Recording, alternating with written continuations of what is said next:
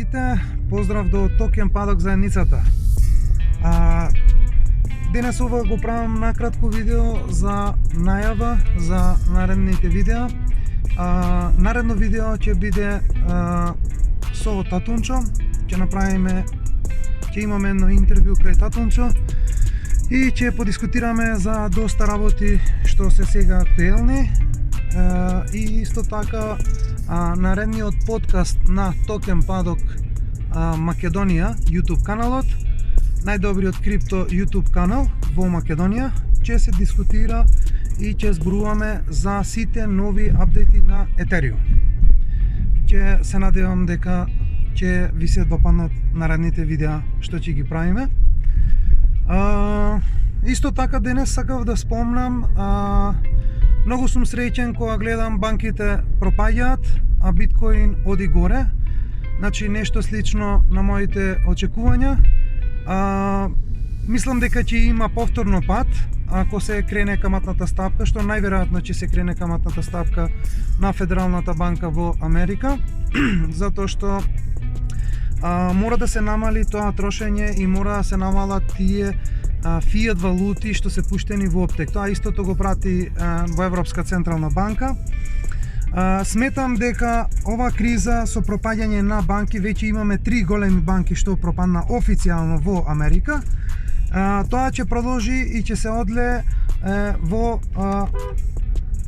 исто така очекувам исто така да пропадне Credit Suisse банката, што се SAP за една од најјаките банки во швајцарски банки. Очекувам да пропадне и исто така очекувам Deutsche Bank да пропадне. Зошто? Затоа што Deutsche Bank на официјалните записи имаат пута 600, значи повторувам, пута 600 повеќе долгови него како што имаат средства што ги чуваат финансиски средства во споредба со финансиските средства. Разликата е пута 600.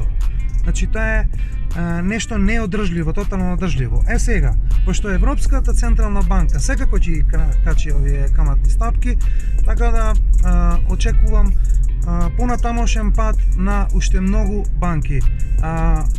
Финансискиот банкарски систем очекувам да се распадне како кула од карти, освен ако не се случи откупување од централните банки со наши народни пари, со пари од тие што се земени од даноци. Така да тие што ги следат поодамна овие ситуации, овие случувања, да ве потсетам во 2008 година на финансискиот краш што се случи, многу банки беа буквално откупени нивните долгови од централните банки со пари што се од даноци давани од нас, од луѓето, од фирми и така натака. Зошто банките пропаѓаат? Зошто ова го зборувам? Многу едноставно е тоа. Зошто? Затоа што банкарскиот систем функционира на фракционални резерви на банкарството. Тој систем е воведен во 17-тиот век.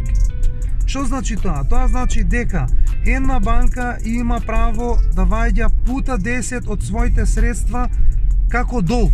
Значи фактички да ваѓа во промет пари од никаде, од воздух, од ништо. Така да, кога идеме во една ваква ситуација на рецесија, како што е ова моментално денес, значи во тој случај тие банки, нивните кредити веќе стануваат поскапи, и исто така уврзниците што банките ги купуваат стануваат за нив поскапи и со тоа тие ќе не можат да ги исплаќаат своите обврски. И со тоа исто така луѓето и фирми не можат да земаат поголеми кредити и обично сакаат својот депозит да го земаат. И во тој случај банката пропаѓа.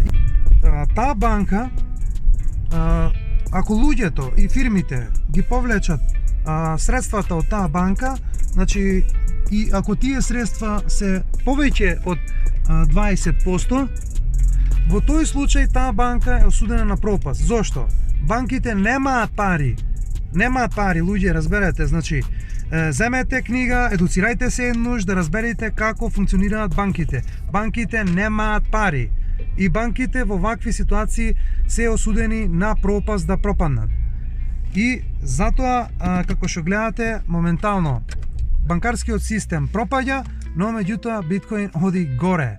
криптото, секако иднината е во криптото, особено прво пред се морам да спомнам биткоин. Биткоин де факто ќе биде национална резервна валута во иднината што следува, ако сакаат било кои институции, банки, држави и физички лица да преживеат од ова што следува. Во портфолио вие мора да имате дефлациони средства. Дефлациони средства се нешто што се со одредена залиха и што се децентрализирани. Значи тоа е тоа, многу едноставно.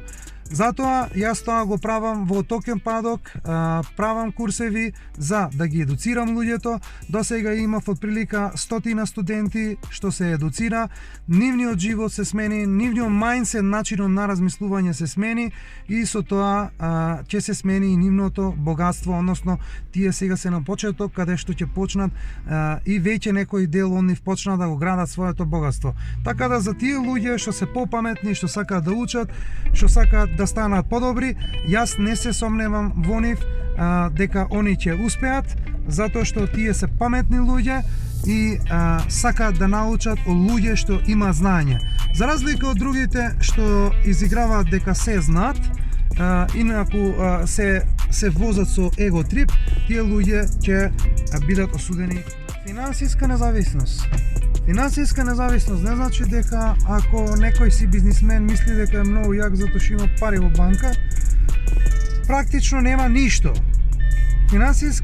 Финансиска независност е преку финансиски средства кои се децентрализирани и кои се во 100% посед ваш посед.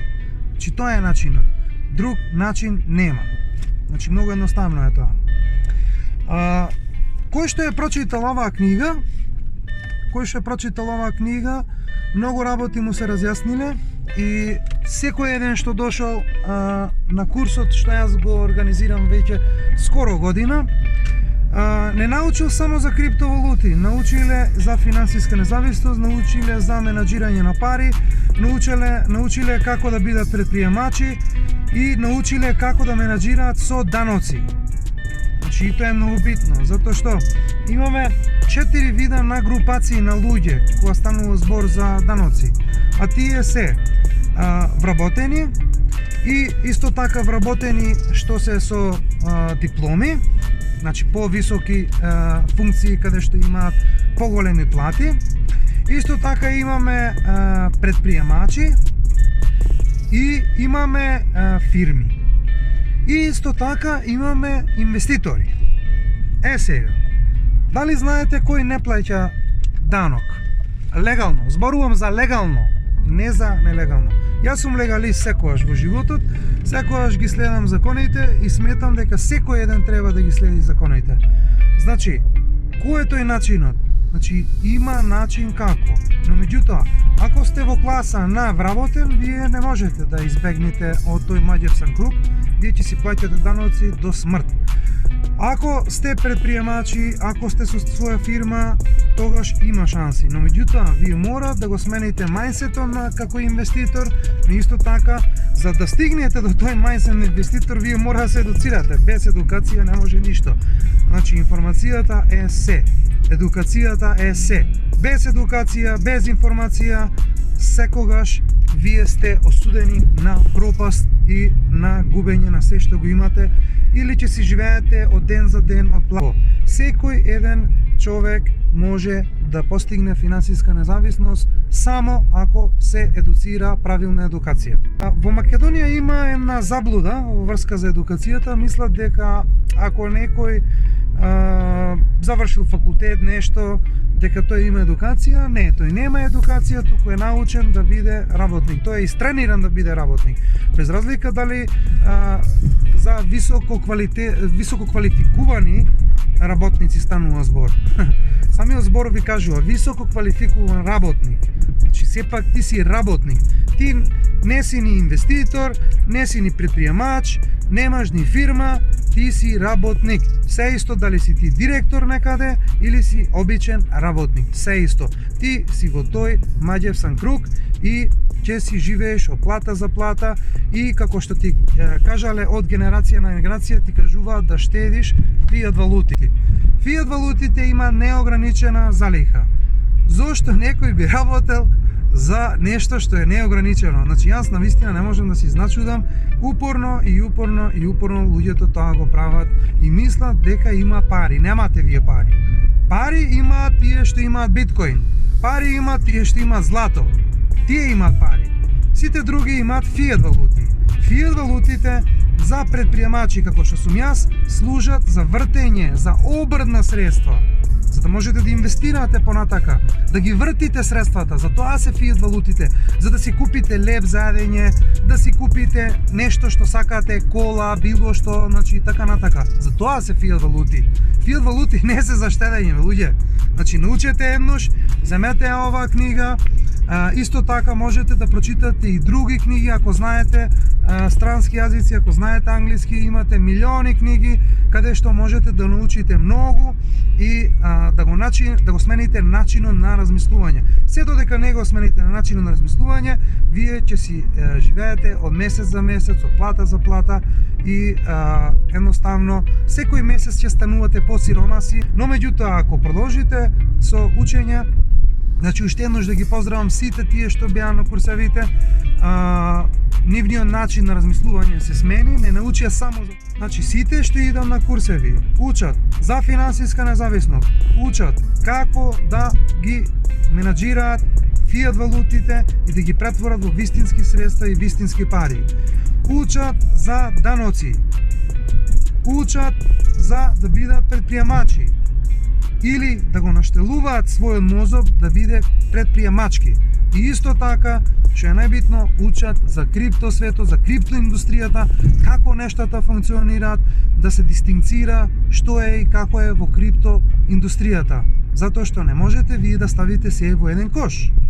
Значи тоа е тоа. Така да искористете ги можностите што ги имате, искористете го знаењето од луѓе што знаат, искористете го моето знаење, повелете дојдете на курс и ќе видите како вашиот мајндсет, начин на размислување ќе се промени и исто така ќе научите многу за криптовалутите. Така да, тоа е накратко за денес.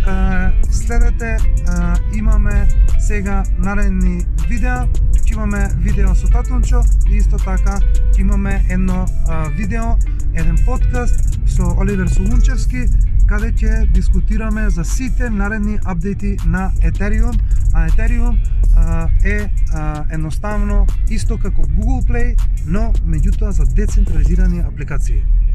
Почитувани, се гледаме, следете не и заедно ќе победиме. Поздрав до сите!